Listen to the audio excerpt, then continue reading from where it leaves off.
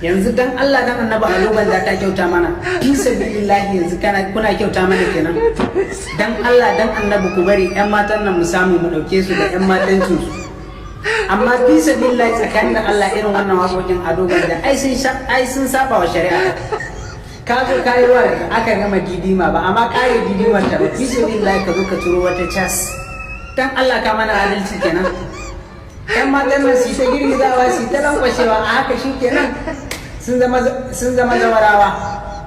to in dai su ado gwanja suna nan samari in dai su ado gwanja suna nan barin gaya mu to ku da auren yan mata ya kare za mu yi ta auren zawarawa ne a haka a zo a yi cas har da masu kawo ɗan sarki shi ma ya zo yi ingallo na ciwo ita ma safara ta zo ta yi ta yin wani wane ne ɗinta duk suka ƙara sa mana shi kenan ba komai mun bar ku da tiktok